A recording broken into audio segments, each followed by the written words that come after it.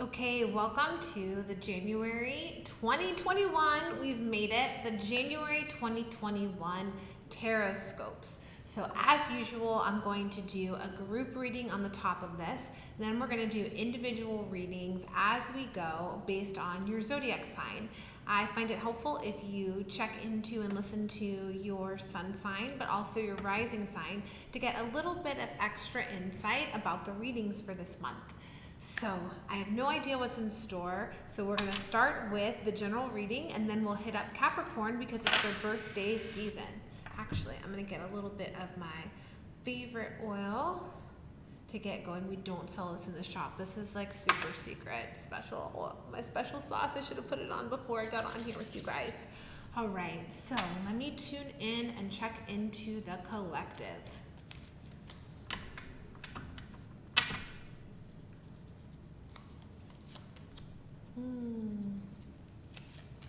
Don't forget how animated I am. Wow, you guys, this is pretty, whoa.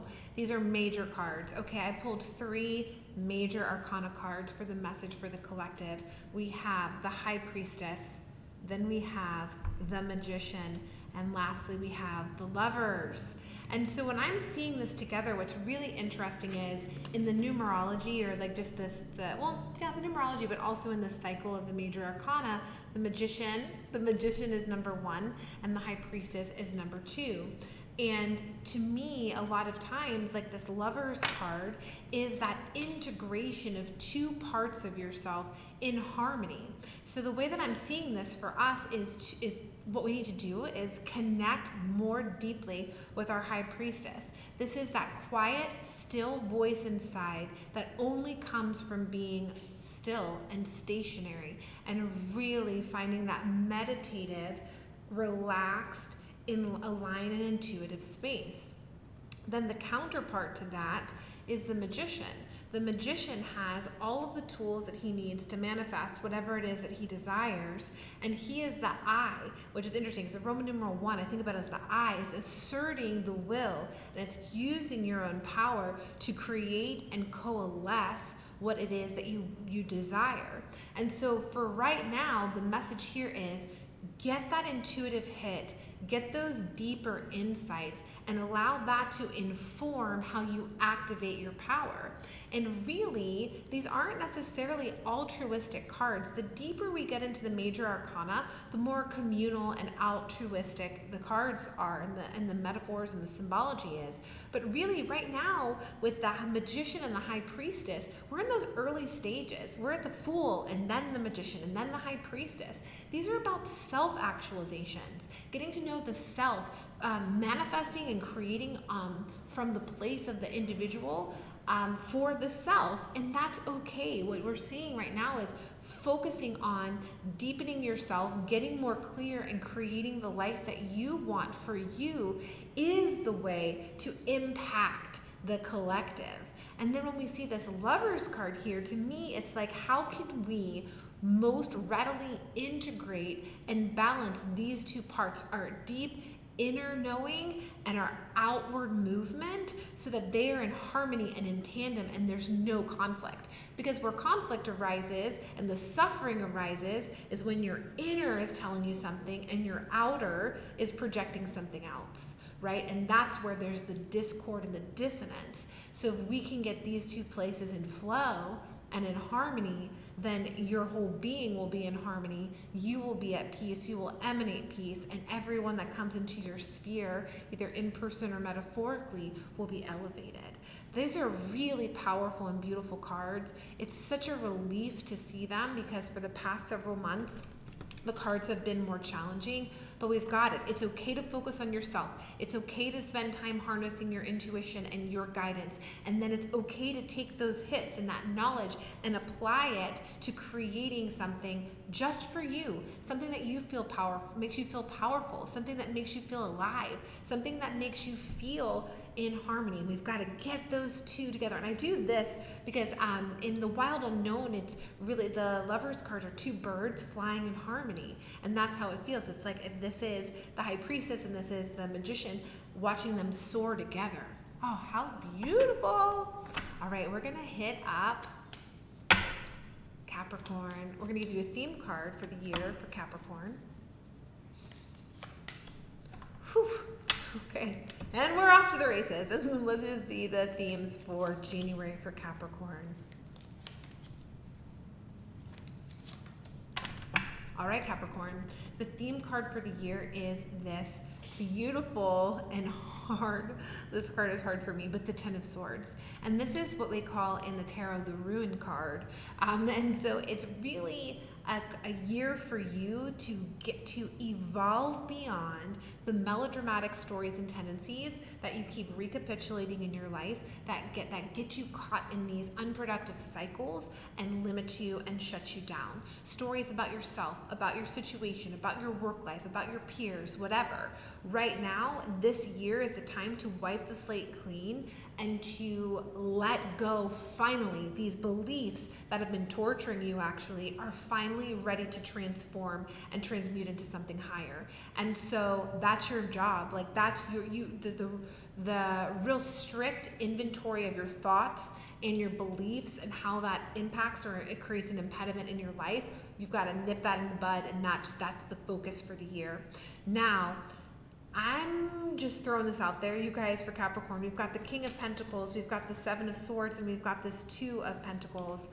I would say be careful with your money, and be careful if someone is managing your money or employing you, or there's some leadership or person of power that might be doing something sketchy with your money, or someone in your household or whatever. So I would take this month to go through your finances, look through if there's anything sort of wonky or missing, if there's anywhere that you're not budgeting or not planning. It's really time to take ownership over your financial life and create a place for you to come in balance and harmony around money. But there's something that's off or not right. Maybe you're getting overcharged for something. There's a big subscription. Maybe someone is actively trying to mess with your money. It's a really good month to get shored up and get yourself steady and stable financially for this new year. All right. I hate to deliver those kinds of messages, but excuse me. Aquarius is next. Lots of earthly cards. Yay! All right, Aquarius, we've got the Six of Pentacles, the Two of Cups, and the Judgment card. So here's the deal. It's showing here there's going to be new relationships and new connections that feel like kindred spirits, and it's showing that these new relationships will actually are a part of your soul's evolution, and these are more than just chance encounters. Whether someone is here that enters your life this month for a reason, for a season, or for a lifetime is yet to be determined, but regardless, they are very important, and they will impact you moving forward and even help you on your purpose in life, where you feel like your mission is. It's saying here to be open and to be generous with your time and your resources. Through that generosity and reciprocity, this new person might come in, or this new relationship, or maybe it's even someone that you know already, that you get to a different level of depth and friendship. But these are really important connections that are going to influence you long term and will help you on your bigger, will help you in your bigger picture. So it looks like a fun situation, or someone new, like just in the now, actually has far-reaching impact for you. All right, Pisces.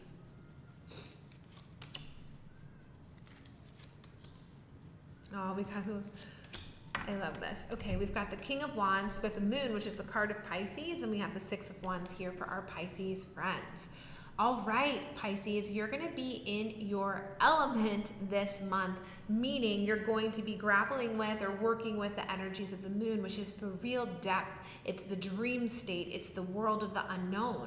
And we're seeing the King of Wands here because you are a master of this domain. You are a spiritual practitioner. You are used to these sort of quests and these sort of awarenesses that get illuminated under the light of the moon. You've got to look a little harder. You've got to feel your way in the dark when you're in that moon space, but you know how to lead and navigate and take charge in that area.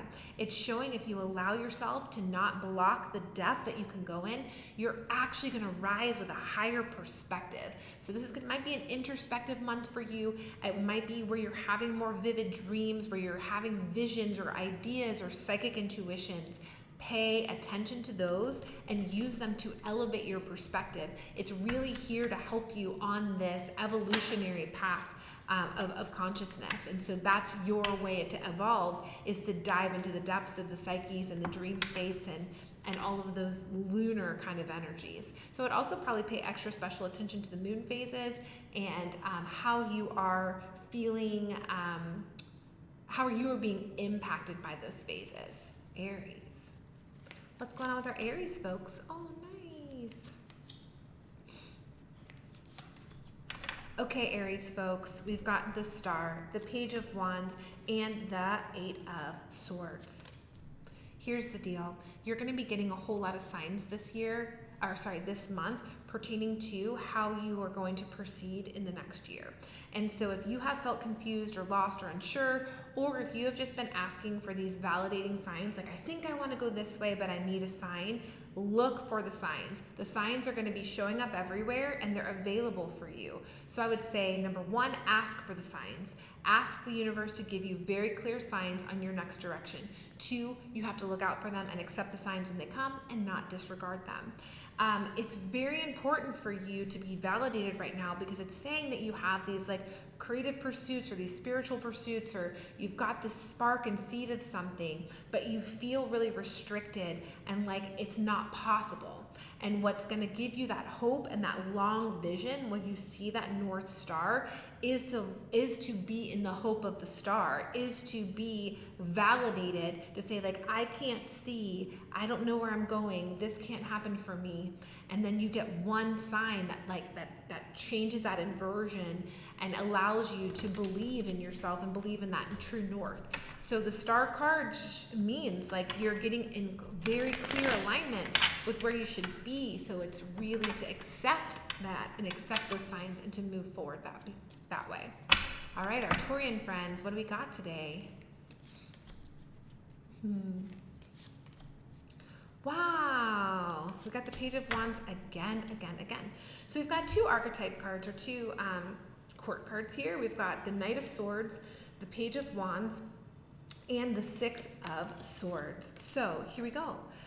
This is really interesting. So if you have found yourself in a time of conflict, of mental conflict, of uncertainty, it's possible that you've been sort of moving fast towards something that is new and fresh and exciting, but you've been a little bit blocked or conflicted about it. It's showing this month it's time to get up and get over it and get on the other side of the conflict and start to progress towards the direction. It's like you really want to go charging for something or towards someone, and that came through as like a spark, as an inspiration, something new and unexpected but exciting.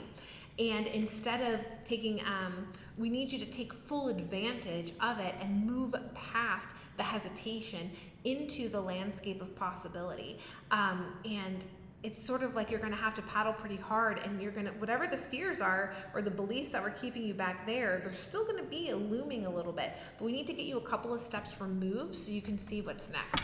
I'm kind of curious what is next. So let's see what's on the other side of that conflict for you guys.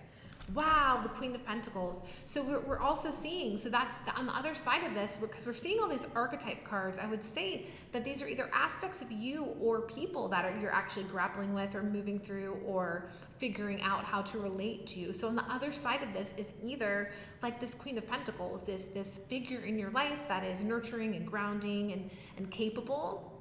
Or on the other side of this conflict is actually you getting to know yourself in this way and embracing that feminine nurturing nature. And she's a really actually great mother figure. So it's up for you to determine, in this case, what's of this is you and what of this is other people. All right, Gemini. We have, man, I love doing these because we keep on pulling the same cards over and over, and I'm shuffling them really well.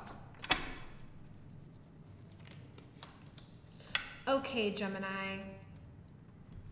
All right, we've got the Queen of Pentacles, the Five of Swords, and lastly, the Strength card. Our friends, the Gemini. I'm feeling like there's this conflict inside about really nurturing yourself and creating a space that has beautiful boundaries, that's really rich in your taking care of your physical well-being. It's like putting yourself second in that category behind other people when you really need to prioritize nurturing and taking care of yourself, or like nurturing and taking care of, maybe there's like a female figure in your life. It's showing that you have this really deep nature to be very compassionate and lead with strength and softness at the same time. And it's almost as if that compassionate nature puts you in the back seat. And what we're trying to do is put you in the front seat when it comes to taking care of yourself and making sure your needs are met and asking for what you want. So the challenge for you is to really ask. Like, this is not necessarily even the energy of you having to take care of yourself. It could also be the energy of being able to give and receive love, attention, support, whatever that looks like. All right, Cancer. Our Cancer babes, what do we got going on for you guys? Poor Cancers. All right. We got the good news and the bad news, just with all of this stuff, right? We're all working at different levels of positivity, and we're working all levels of the polarity here. We've got the Death card, we've got the Nine of Wands, and we've got the Magician. So this is a month of continued transformation and shedding and letting go.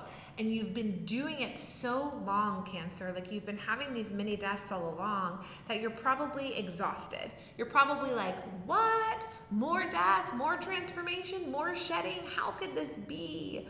Well, here's the deal. You're in the final phases of that. And even though you're tired, we've got to keep moving forward. You've got to keep moving forward. You can rest for a moment if you need to, but you're not going back. We're going to keep going forward, because on the other side of this transformation is everything you've ever wanted. We pulled that Magician card for you again that echoes the group reading about the inner and the outer in harmony.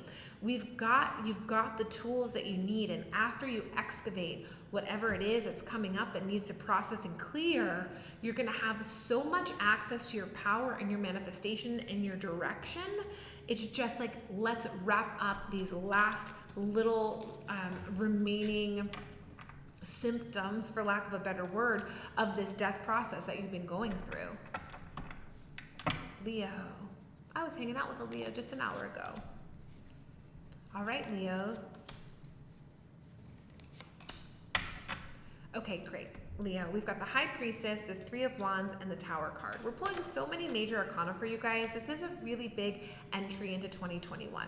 So the Leos that we're mentioning here, again, they're echoing the High Priestess side of the group collective reading. It is so important for you to get centered and clear and make space for meditation and that small, still voice, because what it's going to actually show you is a very clear vision. Now, Leos, I'm feeling like you actually might start to get psychic visions, or whatever your clairsense is, maybe hearing, maybe sensing, maybe seeing. You're going to get a really clear vision of what's to come. Leos, that's what everyone wants to know right now. What's around the corner? What's happening? Well, the Tower is that energy of things swirling around you beyond your control that starts to crash in. If you can get that small, still voice to be loud and clear to you, you're going to be able to see your next steps as a vision for the future, and you're also going to see ahead of time, preemptively, what's about to go down with the collective and all of us as a group. By doing that, you're going to be able to prepare yourself and prepare others. There are so many people that are unsure. You can actually be a guiding light during this time to share with people actually what's happening. But first, you have to be able to actually hear the information and get the psychic information. All right, Virgos. We're seeing so many duplicate cards. I love this. Again, this is all three cards. Let me see if all three, but two of the three we've seen before. All right, Virgo. So I'm going to harp on this Lovers portion of the group reading, and then we've got the Six of Pentacles, and then the Seven of Cups. All right. Oh, goodness. So you, more than anyone right now, it's important to get in that harmonious, in sync state. This can be either two things. It can be internally, getting the, you know, the ego and the higher self in check, getting your high priestess and your magician in harmony. But this can also indicate your marriage or long-term relationships or partnerships. It's important to focus on harmony in how you connect, harmony in connection. It's also saying that you have to maintain this reciprocity and this generosity in all relationships and in all exchanges. It's the more you can give, the more you will get. It's this really karmic cycle for you. So I would go out of your way to give gifts, to give compliments, to give time this month, especially to those in your life who have been there for a long time and who are your kind of ride or die people. And it's also saying that you're going to be probably also having some mystical, magical experiences. The more that you are aware and looking out for these things, the more likely it is to happen. But I'm not surprised. You know, we were talking in the onset of this reading about people getting in touch with their high priestess, and when you do that, you get these insights, these inspirations, and this information. So it's important to use as you get more and more intuitive information to filter it and to see the opportunities for what they are, and to pick the best route and not to be so excited or emotional about something. You've got to follow through. So like when you're making big decisions this month, I would check very clearly and closely with your tarot cards or with your intuition. All right, Libra.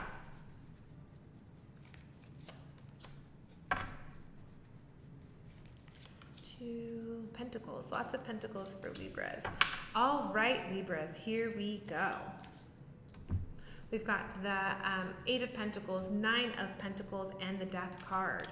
The Death comes back again. So here it is. You've been working hard. You've been taking the lessons. You've been learning new things. You've been really a good student. And it's showing that because you've been a good student and you've been learning and you've been refining your skills, really. I mean, this could even be with work. This could be mostly within the tangible world. That you've actually now are going to be able to start seeing the fruits of your labor. Financially even, it's showing financial rewards through this hard work.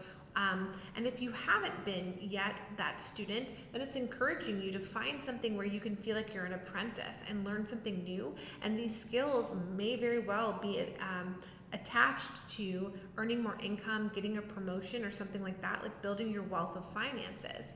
And we do have this death, so you're leading into a transformational period. This is something that, let's see what it's related to. I'm just curious, aren't you? You're probably curious too. Okay, we got the Death and the Ten of Swords. So this is really, to me, this is really time to cut all ties, all of us, but like, you know, the same thing for the Capricorns. We've got to stop living in these melodramatic scenarios that are fictions. The past is a fiction. The future is a fiction. The only reality that you have is right now. And it's saying you guys, more than any, have to, because it's like double, like the Ten of Wands is sort of like Ten of Swords is like a mini death card. So we got death on death. It's like end to the drama, end to these cycles that keep you stuck, that keep you looped, that keep you from this full expression of yourself. It's keeping you from your money. It's keeping you from your joy. It's keeping you from your best life.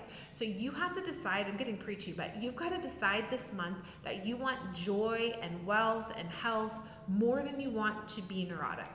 If you can decide that, you will set yourself free this month. Sorry, I really got fired up on that one. All right, Scorpios, what's in the cards for me?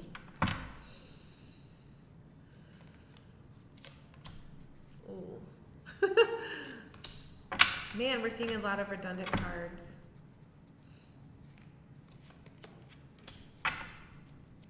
Okay. We've got the Five of Pentacles. This is a hard read, actually. The Moon and the Page of Pentacles. So we've got two things happening at the same time here. We see with the Five of Pentacles, that's usually like a loss of money, a loss of, could be health. It's sort of like this feeling of lack and maybe destitution, and that you don't have all that you want. And it's saying that the focus, it's okay. So the focus on the lack of what you want and don't have is going to start to create a neurotic pattern of fear, of kicking up unworthiness, kicking up rejection, picking up all of these old patterns that we don't want to suppress. We want to allow the acknowledgement of the lack to trigger and ping all of those neurotic places to come up to heal and to show us where we need more healing.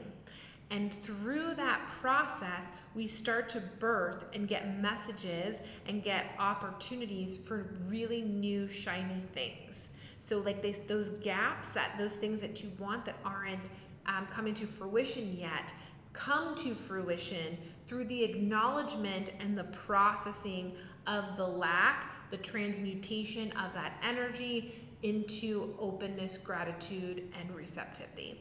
Now, this is a hard process. So I would take notes on when you feel jealous, when you feel small, when you feel hopeless. And I would start to track what that is, and I would start to really understand these guiding stories that keep us stuck. I say us because I'm a Scorpio, and transmuting and transforming those beliefs and into, I don't want to say positivity, but it's understanding and clearing. So through catharsis, through therapy, through exercise, we've got to clear so that we can actually receive, and the universe can start plugging things into those holes that we want. All right, last but not least, Sagittarius.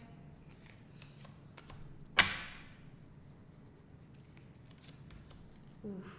Sorry, I can't help the sound effects. Okay, here's the deal. We've got the Sag. Okay, Sag, deep breath. This is the hardest one.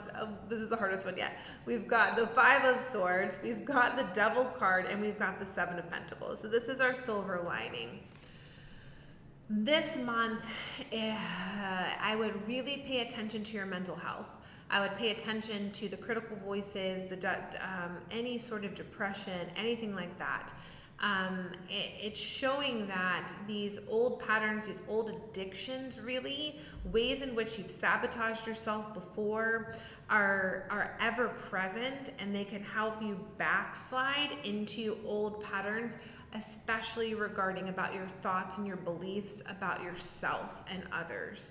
And we need for you to acknowledge and move through these addictions and these tendencies. And even when I say addictions, because it's actually beyond belief, these are habits, these are patterns, these are, so like if you're used to overeating or undereating, or the ways in which you abuse yourself are going to start to come up in this new year.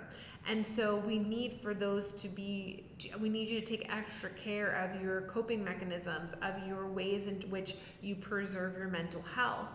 Because it's showing that's like kind of the theme for the beginning of the month, but it shows that there's blessings in the later end of the month, prosperity, extra money in the bank isn't too out of the realm of possibility, but also there's a tone sometimes of waiting.